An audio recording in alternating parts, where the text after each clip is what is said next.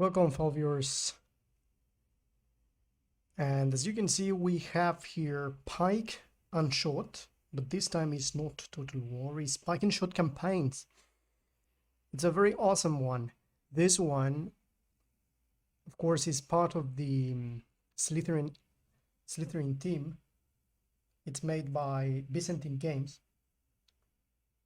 And we have what we like. Basically, this is the beautiful Pike and Shot campaigns in which we are going to enjoy the time period that we all love and like on the channel.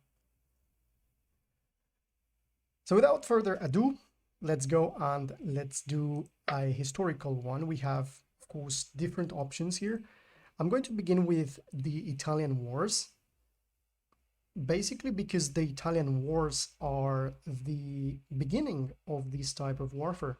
And we're going to learn a few things today. We're going to begin with the first battle that gave birth to the Tercios. So let's see what we have here.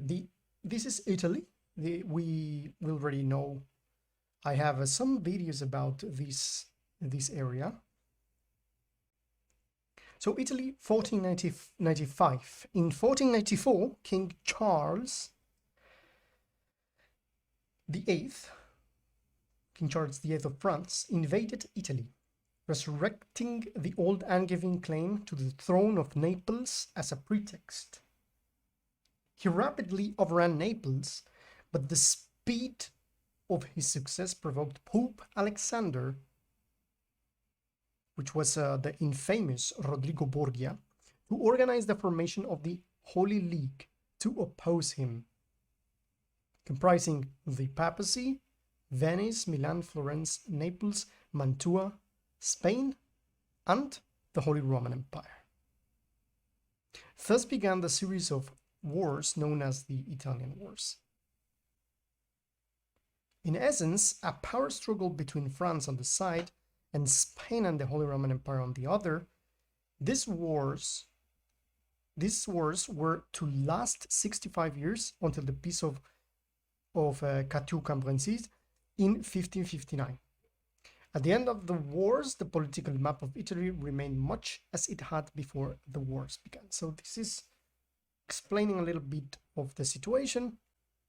The Holy League is going to be formed to be a block against the French that have landed in the Kingdom of Naples, and they are going to cut the French all the supplies and all the reinforcement that they could send into the peninsula.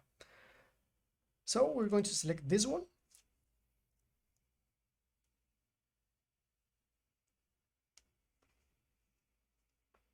Just waiting for the loading.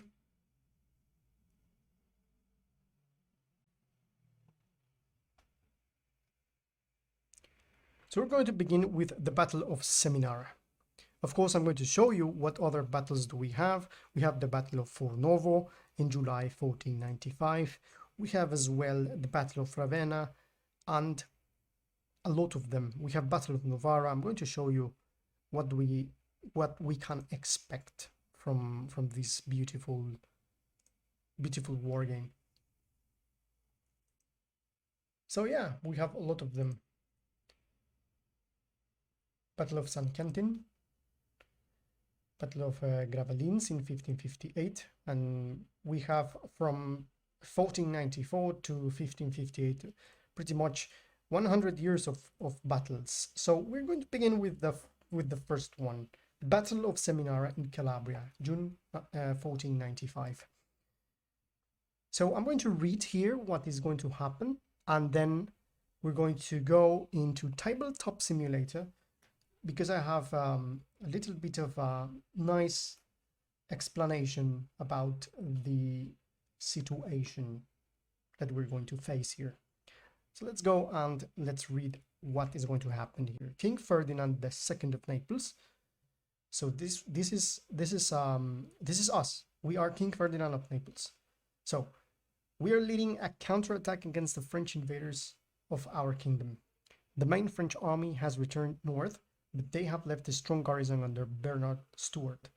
This is Bernard d'Aubigny, this is Lord of Aubigny, including many French Gendarmes and Swiss mercenary pikemen. Spain has sent 8 under Gonzalo Fernández de Córdoba. However, these are only a vanguard comprising mostly light horsemen, which are the famous Jinetes, and sword and bucklermen, the Rodeleros. Now, let's point out that Gonzalo Fernández de Córdoba is called the Grand Capitan, and it's responsible of many advancements in warfare. So your forces include no pikemen, and the reputation of the French Gendarmes and their Swiss mercenaries is high.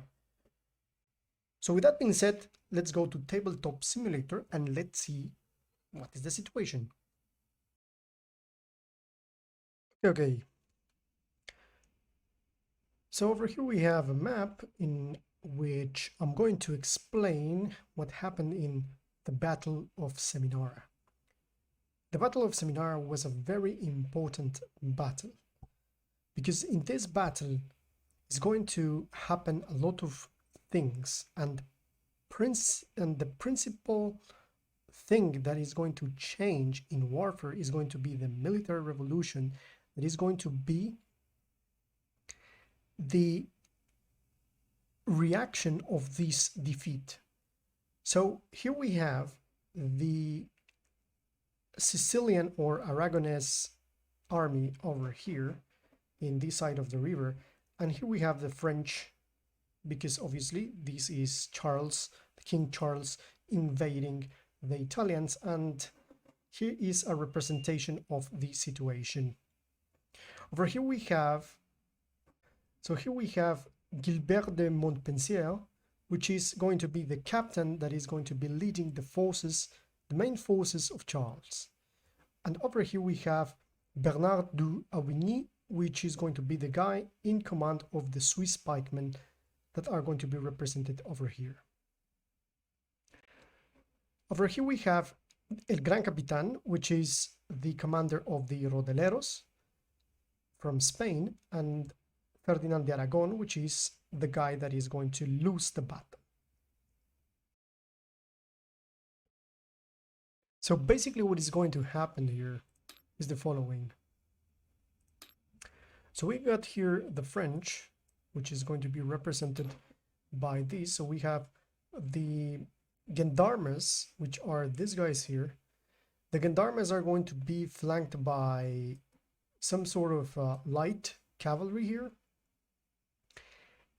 And in this side, we're going to have basically the Swiss pikemen, as I mentioned before, that is going to be commanded by Aubigny. And down on the side of the Aragonese, which I'm going to use this beautiful orangish color here.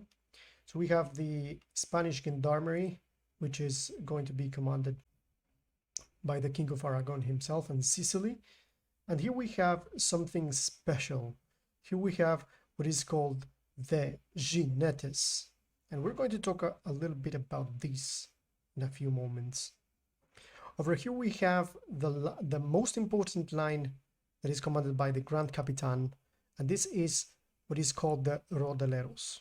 The Rodeleros are these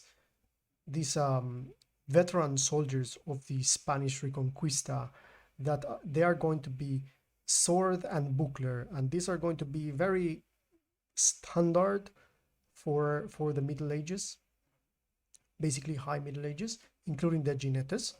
But the Jinetes are going to be this sort of light cavalry that is going to be developed in Spain, the cavalry that is going to be part of the victories that had Spain over the Saracens. The other units that are going to be involved in this battle are the Italian units that can be, say, Crossbowmen and different others, including some Arquebusiers. So this is going to be the order of battle. The the situation is that what is going to happen is the following. So we have here the advance. This is going to be the left flank of the French. They are going to advance over here. And when the Spaniards are going to see this advance, they are going to send, basically, Ferdinand de Aragon is going to send the Jinetes to confront the charge of the Gendarmes. Now, we know that the Gendarmes are heavy cavalry, and heavy cavalry meaning very, very heavy. The Gendarmes were these soldiers with a lance that are going to charge with all of their strength, and adding that into the attack, the momentum of the horse, and they're going to have a devastating shock force. So there are going to be two problems here. The first problem is going to be, of course, the pikes.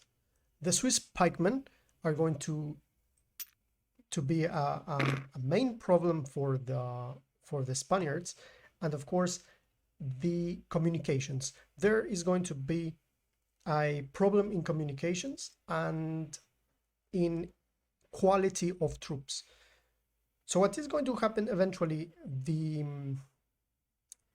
Rodeleros, they are commanded by the biggest commander of the military revolution of this time period, Gonzalo de Cordova. But the thing is that the Rodeleros, even though they are going to be very well trained and they are going to be ready for any situation, the Italian troops of Sicily, they are going to be a little bit low in equipment and in morale.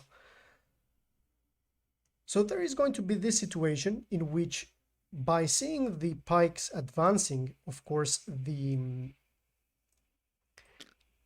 commander of the Italians is going to send the Italian crossbowmen to the front. But let's remember that this guy here, Bernard d'Aubigny, has the crossbowmen as well in this side. So he's going to send this. There is going to be an exchange of fire in between these two, and eventually there are going to be some losses. But the thing is that the Jinetes are going to advance, throw javelins into the either light and heavy cavalry, but they're going to retreat. So they're going to approach, throw javelins and retreat, approach, throw javelins and repeat. The problem of communications is going to be that eventually this situation of going back and forth, it is going to be very normal for the actual Jinetes, but for the Italian troops, this is going to be seen as a retreat. So this is going to be very problematic. The Italian troops are going to lose morale by seeing the Jinetes going backwards. So this is going to be erroneously taken as a retreat, as a rout. There are going to be some losses eventually. So I'm going to delete some of these troops. And in this side, again, is going to be, there's going to be some losses. But the situation of the Jinetes is going to make these low quality troops to run away and to move backwards. So then what we're going to have is Bernard d'Aubigny marching in front to the stream, and there is going to be just the Swiss pikemen against the Rodeleros. And this situation is going to create eventually the amount of troops that the enemy has here is going to make this cavalry charge a stronger charge than the actual troops that the Spaniards had in their actual right flank. So what this is going to create is a complete chaos. So these guys are going to start retreating. The king is going to start retreating into the mountains. The Jinetes are going to be routed, they're going to lose. Eventually, there are going to be some Italian mounted crossbowmen. And finally, what is going to happen is that while these troops are fighting the Rodeleros in this fierce battle, we're going to have this situation in which there is going to be a difference in technological advancements here. The Swiss pikemen are going to demonstrate the discipline and the ability to destroy the traditional troops that are equipped with sword and buckler, and eventually the sword and buckler troops are going to start falling against the push of the pike. Not only, it's not that the Rodeleros are not going to be able to sustain the damage. Eventually there are going to be some casualties on the Swiss pike, but let's remember that the situation that happened with the Jinetes and the low quality troops of the Italians is going to give the French the advantage. So basically at the end, we're going to see these troops, which are the Jinetes, they're going to be able to basically charge, move onto the stream here, and charge directly into the lines, while some of them are going to follow the other troops. These guys are going to be able to charge and give a blow to the Rodeleros. This way the Rodeleros are going to be routed, and it's going to be a complete disaster for the Spaniards. So now we're back here in Pike and Shot, and we have a little bit of the situation that I had just explained. That was the actual battle. And right now we're going to fight the best as we can the Battle of SEMINARA. This battle was not intended to be won.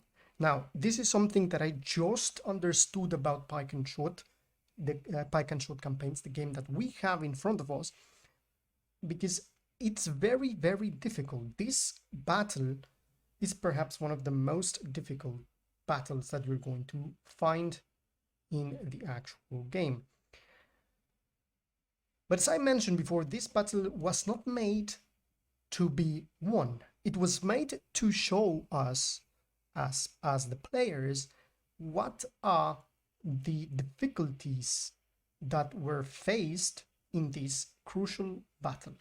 So let's read a little bit about the map here. There is high ground and on our rear, as we can remember from the example. Our forces are deployed behind the stream, and this will blunt the enemy attack, but not for long. Okay, we have that into our favor.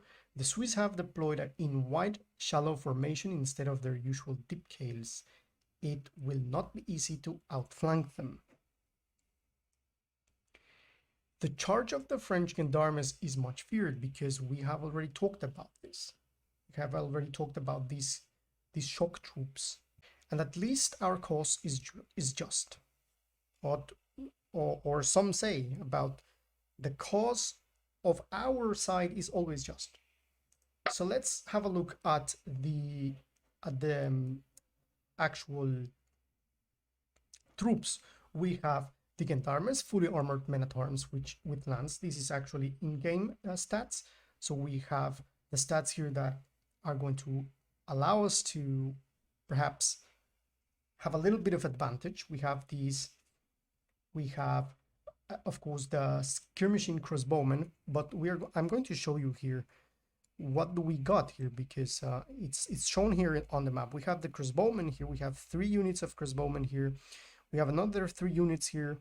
The crossbowmen are light foot, and they are fairly weak because they don't have any, in terms of the game mechanics, they don't have any defense, so they don't have protection, even though they have that plate on the picture. But we're talking about the mechanics here.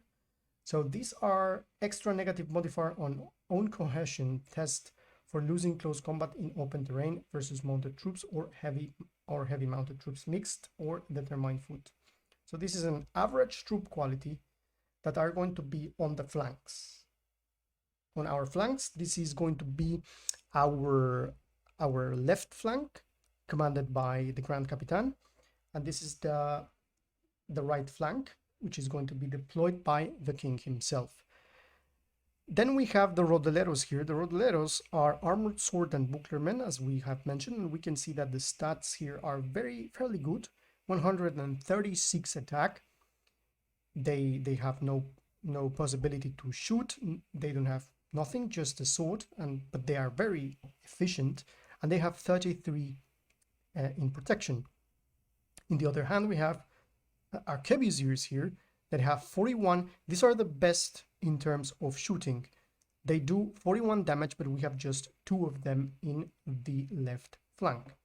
Now let's check about what we got here with the king. We have the Italian Gendarmes and the Gendarmes. And here we have Jinetes. We have 3 of them, and we have Italian mounted crossbowmen. So we don't have too much. We already know that the Italians have a lot of heavy Gendarmes.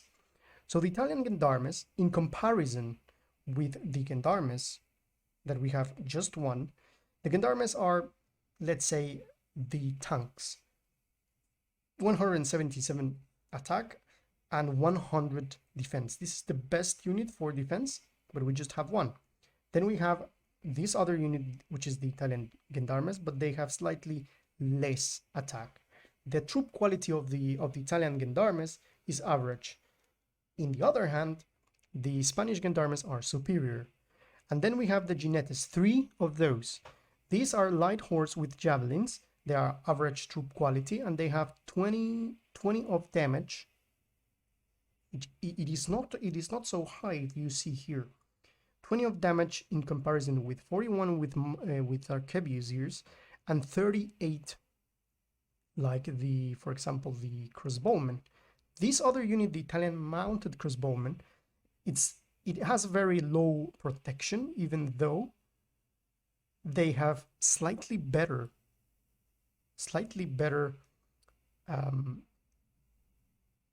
range. I mean, damage for their crossbowmen. Instead of the javelins that do 28, we have 25 for the crossbowmen that are mounted. Okay, so we have a couple of points here that we can spend. The thing is that I have already decided what I'm going to do.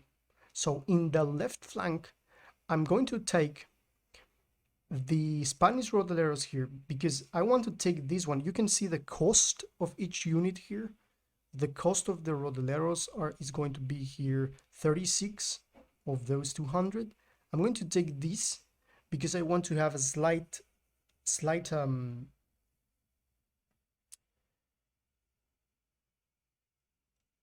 reserve. So here we see the Spanish Rodeleros.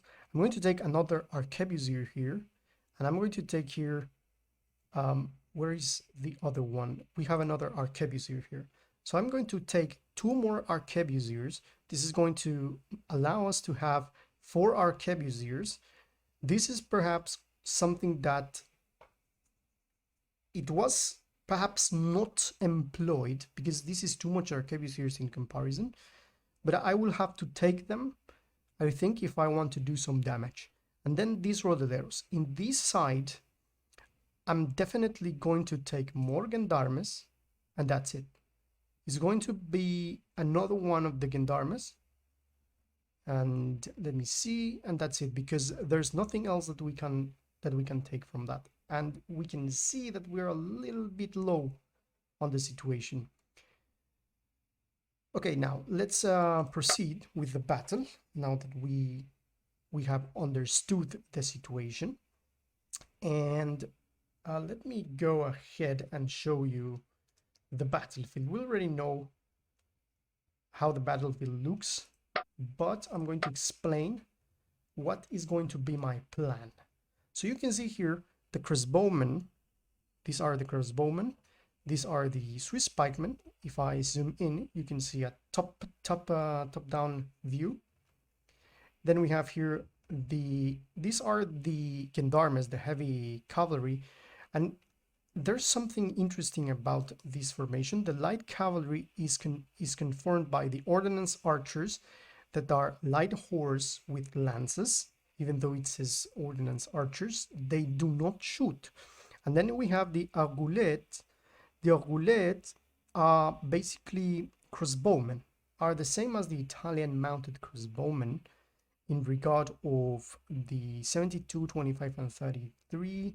They are slightly better at close combat, but they are the same in the other thing. Well, they are much better protected. So far, as you can see, because this light cavalry is already well protected, we don't have a lot of protection. Most of our light cavalry has a 16 in protection, and these guys have a 33 in protection, which is just up to this point. We're seeing that we are in a disadvantage. But as I was saying, this was not designed for you to win. I'm going to try, but it's not designed to have a victory. Then we have here, of course, the Arquebusiers. I can move. I'm not going to move right now. I'm just showing you guys before we start. So yeah, this is the situation. Now let me read here. The object is rout the enemy army by, or this is A, routing at least 40% of their troops and 25 more than you have lost, or routing 60% of their troops if we haven't lost anything. Basically, to rout 60% of their troops is just by seeing these. I believe that it's meaning the meaning of this is to rout at least all of its cavalry, and I think it's going to be impossible. It's going to be impossible. At the start of the Spanish Imperial turn, Spanish Imperial troops routed 0% and French troops 0%. It's very good that we have the actual number here. Okay, so this game is very neat. You can already start seeing that we have a lot of information here. This is the stream. Then we have open ground here. We have here, if we hover here, we see built up area. Back here we have open ground hills. It has a height. It has a number on height, so you can see the more you go backwards, the highest. And then we have here more of those. We have here, sometimes it says rough ground, which is basically forests. And yeah, those are basically the tiles, to name it. These are tiles, hexes or tiles. I will name them tiles. Okay, so let's have a look at our troops. So as I was saying, the Italian mounted crossbowmen, we can see here, these are, you can see the flag over there. We already know that that's the flag of the Holy Roman Empire. So the Holy Roman Empire is giving us a little bit of crossbowmen here. We have, this is the flag of Spain, the flag of Spain and Catalonia. We have the Jinetes with that flag. Then we have here the flag of basically the Holy Roman Empire. These are the heavy troops of the Holy Roman Empire. Now over here we have the Bavarian flag. The Bavarian flag is on the crossbowmen, so Bavaria is giving us a little bit of crossbowmen. Over here we have, again, this is the Holy Roman Empire flag, which is on the Arquebusiers. So thanks to the Holy Roman Emperor, we have Arquebusiers here. From Spain, we got the Spanish Rodoleros, and you can see the small representation of those guys over there. Okay, so that's us. And then we have, of course, these are the Swiss pikemen. These are from the Swiss Confederation. We have the Savoyards, which are the Crossbowmen over here, and we have a lot of guys here with different flags that are representing the Gendarmes and the light cavalry. Okay, so what is the plan?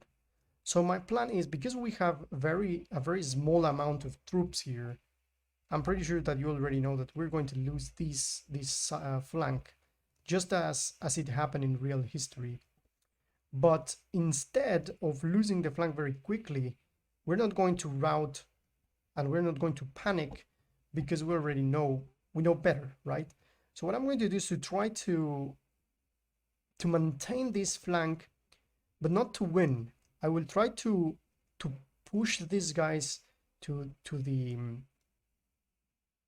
left as more as I can, and in the meantime I will try to maintain order here on the stream and not allowing these guys to push, even though when these guys reach my Rodeleros, as you can see, because of the difference in technology, the Swiss pikemen have an armor piercing of 12 and have 200 of attack, and these guys have 136 and 10 armor piercing. So just by this, by looking at this, we have a disadvantage in technology, but then we have as well these guys have 151 each. Some of them have less, but we have already 171. We have a slightly more in comparison. So yes.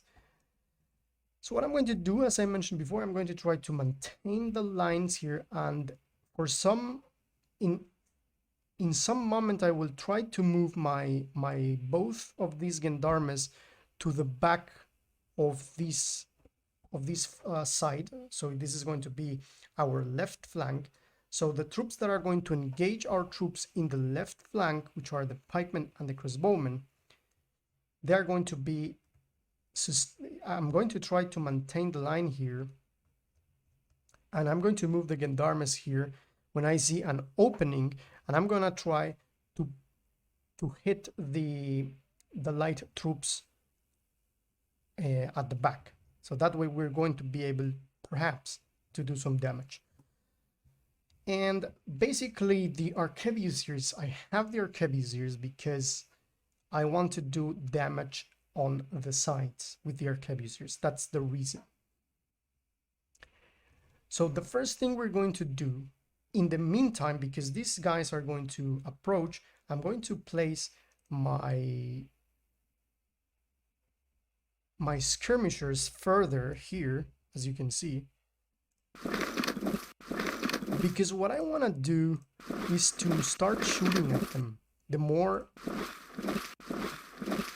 I mean, I want to place these guys here, so these guys are going to approach and we're going to shoot at them, because I want to give the enemy a little bit of damage, even though you're going to see it's going to be a slight amount of damage, but I think all of the damage that we can make is going to be worth it at the end. So I'm going to push them here. These guys are, I'm going to place them here. Let's try to move this guy here, further here. Let's try to move him here, perhaps. I'm gonna move it here. And this guy here. So I want to have this as a reserve eventually, and this is going to be my first moves for this side of the board. And then in this side of the board, you can see that these guys are very heavy in the center. So let me try to do the following. I'm going to move this guy here. Hopefully we can turn him. This guy I'm going to move.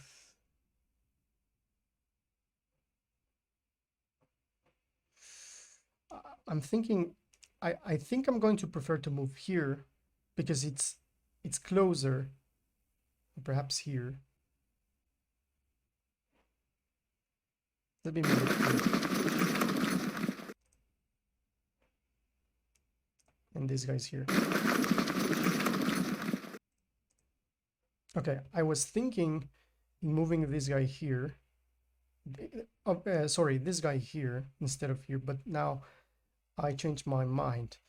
So let's remember, I have devised a plan.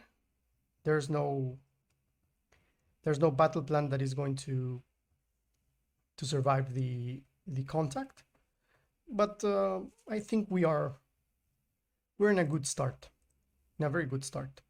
Okay, so let's go ahead and end the turn, and of course we're going to see a lot of movement from these guys, so I'm going to zoom in a little bit so we can see.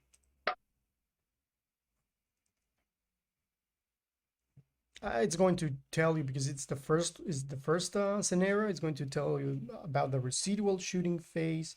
Units that have not yet shoot this turn do so if they have a target.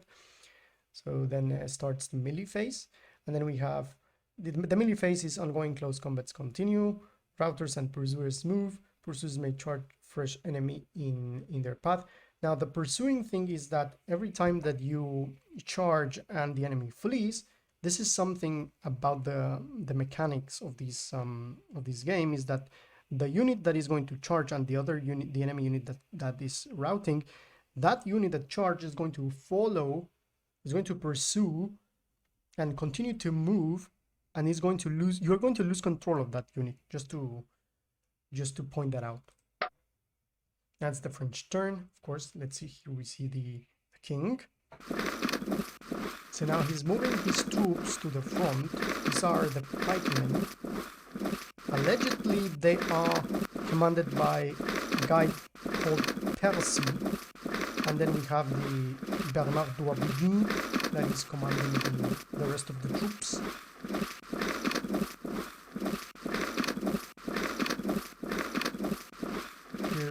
Here's the movement of the Crossbowmen.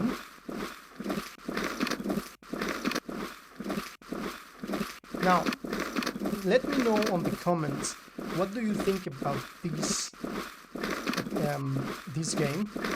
This is a very interesting one. I really love the feeling, and even though the graphics are not splendid, I think they are fair enough for me.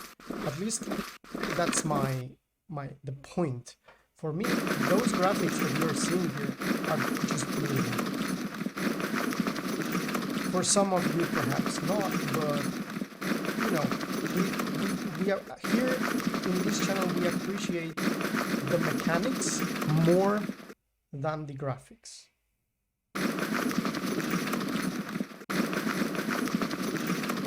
Obviously, there are some war games that need a little bit of good graphics, even though they are not so sophisticated, if you know what I mean. For example, in Hex of Steel, you have those beautiful pictures that represent the hexes that just make the game completely beautiful.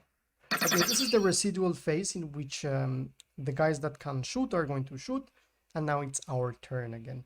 Now, let's remember, I love to play very slowly, and here we see that it's important to note that if these guys are like these, they are not exactly facing, you have this, you see this arrow, this is the facing of the unit. It depends where do you hit the unit, and this is going to make damage. So you have to take note on where are you positioning your troops, and if they are facing or facing backwards, or they are slanted like this. Everything counts here. So as you can see, the fact that these guys, I put these guys here because they shoot at this, and for example, you can see down here that it says that these guys, I think there were somewhere around here, someone lost some troops here. I'm not sure if it was this one or this one, never mind. So okay, this guy is moving the light troops. I think he's trying to hit with the light troops, at the flanks, but now that he sees that I have the heavy troops at the back, I think he's going to try to maneuver here. Now we need to have an opening here when these guys engage. So we have to think about what we're going to do here. Okay, so let me see. Let's change the view here. Okay, so what I'm going to do is, you see here, your unit can shoot this enemy unit. Right click on the shoot icon if you want to do so. They have the full arc of fire. Casualties could be 1 to 5. Now you can see the numbers here, but I don't care about that. So what I'm going to do is to pull back. Let me pull back a little bit. I'm gonna push in here. Gonna move, and then I will turn. So we are facing these guys. Now let's try to do a let's try to encircle them. So what I'm going to do now is, let me see. I'm going to turn here.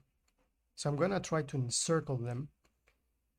I'm pretty sure these guys are going to move down here. So what I'm going to do is perhaps, I'm going to send this guy here, you see? This is a risky move, I know. We can turn here. This is a very risky move, but I want to have this build-up area at the flank so I can shoot freely at the Swiss pikeman flank itself. Okay?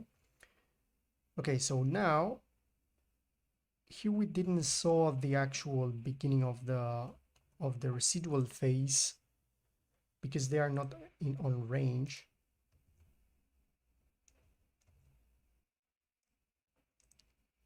Okay, so let me see. Perhaps let me try to move this guy. I'm thinking on moving the Arquebusier here or here. I think it's not going to do a big of a difference here because we have 1, 2, 3, 4, 5, 5, and they have 1, 2, 3, 4, 5, 6, 7, 8. Now this is a very bad situation for us. Very bad situation. So I'm going to move. I think we're going to be doing this very slowly. So let me move the Arquebusiers over here.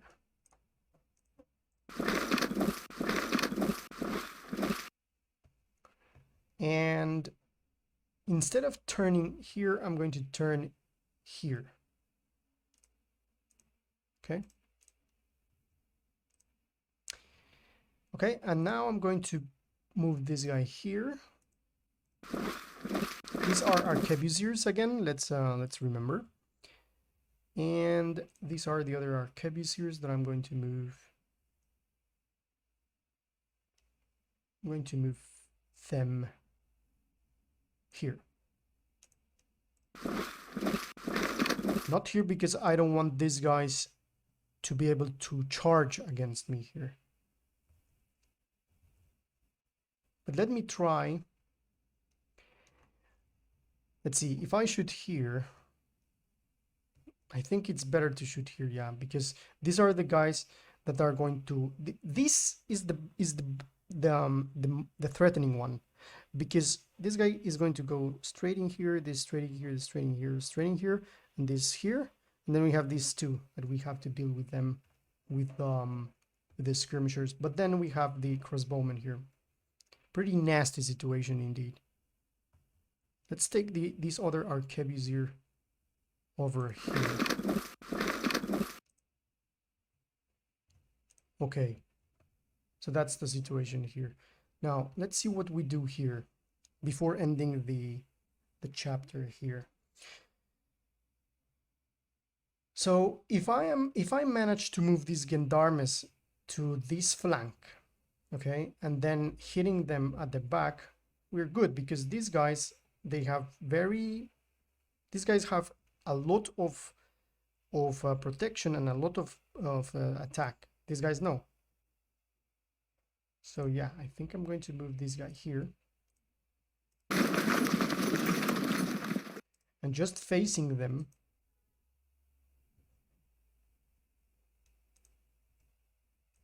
Is it possible to face them here? Not enough action points left. Okay, now this is the thing that I was saying. Now these guys can charge, and this guy is slanted like this, so it's not going to be good. I thought I had enough action points, but you know, there's always these surprises when you do these operations. Okay, let's see. I'm gonna move this guy here. Let's remember that one of these guys should be able to go into the opening here. That's the main plan. So yeah, I'm going to move over here. I'm able to turn, and I'm going to move this one here. Please be able to turn. Now he's not able to turn. Now he is facing this guy here. Okay, so that's the situation. Now, just before hitting that end turn button, obviously we're going to see the situation from the side of the French. So we're going to see the turn of the French before wrapping up. But I think I'm just a little bit scared. Okay, let's see.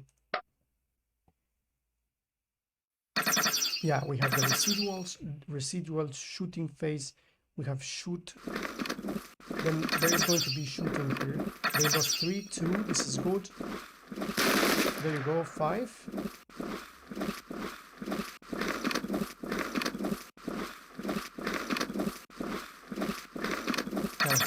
He's changing the direction.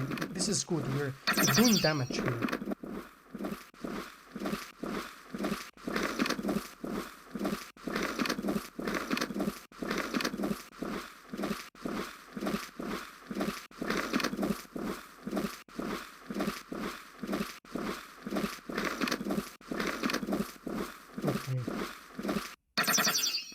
Now they are shooting at me, as you can see. Now this guy is moving to this rock terrain. Here comes the Crossbowmen. This guy is charging. Now, as you can see, these are the Crossbowmen, if I'm not mistaken, charging against my Jinetes. Apparently, this is not the Jinetes. This is, as far as I can understand, this is the Crossbowmen. The unit being charged is attempting to evade the charge. There is a chance it will be caught in the rear by the chargers. If it escapes but leaves the battlefield, it may or may not return later, but does not count as lost. Now, this is something that, the thing that I was talking about. So now he's evading eventually. That was bad. They are shooting at me here. Shooting at me, as you can see. More shooting. Crossbow bolts, of course. Okay, so now the residual shooting phase. These are the javelins. Now it's our turn. So yeah, this is so far the situation. Just before finishing, I just want to point out that this guy, as you can see, it has regained the, let's say, the morale. So now this guy is not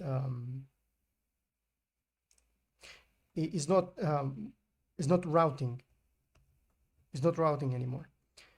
But this is a little bit sad, because these guys have 80 of attack and these guys have 59. Of course, the lancers, the light lancers of the French are a little bit more tough than the Italian mounted crossbowmen. So yeah, this is the situation. So I'm going to place the map like this, and we can see a little bit of what is happening. So I'm going to leave it here. I think this is a good start. So hopefully you are enjoying this. Subscribe to the channel. This was Victus. See you in the next one.